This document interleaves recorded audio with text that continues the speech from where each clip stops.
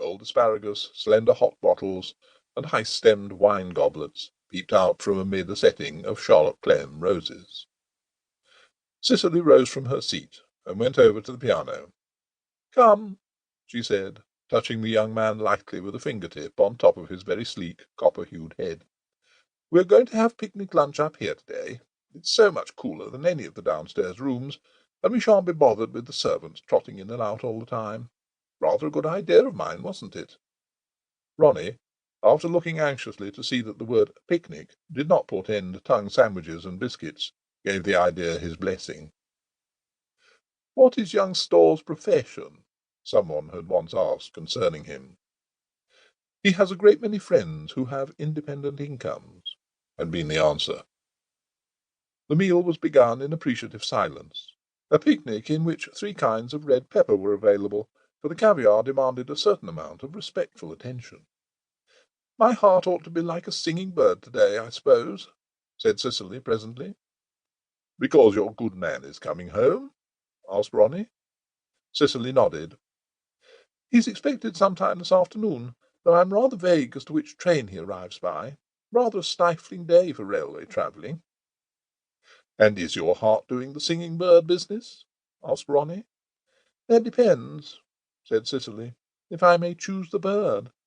A missel thrush would do, perhaps. It sings loudest in stormy weather, I believe." Ronnie disposed of 2 or 3 stems of asparagus before making any comment on this remark. "Is there going to be stormy weather?" he asked. "The domestic barometer's set rather that way," said Cicely. "You see, Murray has been away for ever so long, and of course there'll be lots of things he won't be used to, and I'm afraid matters may be rather strained and uncomfortable for a time." "Do you mean that he will object to me?" asked Ronnie. "Not in the least," said Cicely.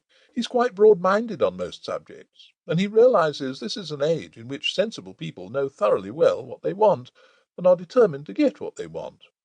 It pleases me to see a lot of you, and to spoil you, and to pay you extravagant compliments about your good looks and your music, and to imagine at times that I'm in danger of getting fond of you. I don't see any harm in it, and I don't suppose Murray will either. In fact, I shouldn't be surprised if he takes rather a liking to you. No, it's the general situation that will trouble and exasperate him. He's not had time to get accustomed to the fait accompli like we have. It will break on him with horrible suddenness." "He was somewhere in Russia when the war broke out, wasn't he?" said Ronnie.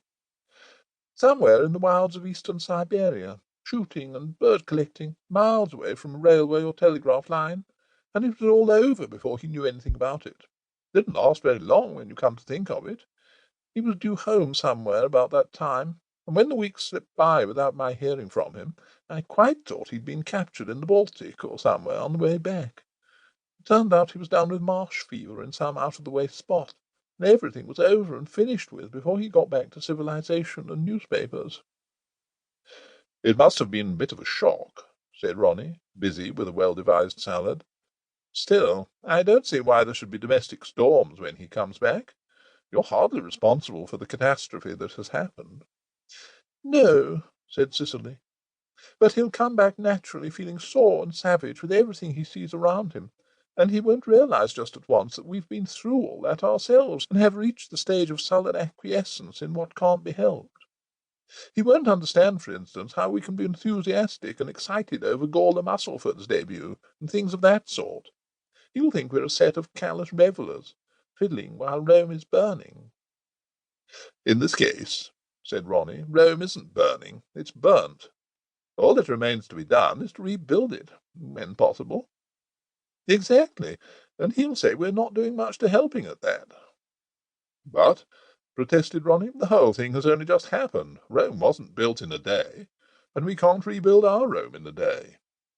"I know," said Cicely, "but so many of our friends, and especially Murray's friends, have taken the thing in a tragical fashion, and cleared off to the colonies, or shut themselves up in their country houses, as though there was a sort of moral leprosy infecting London."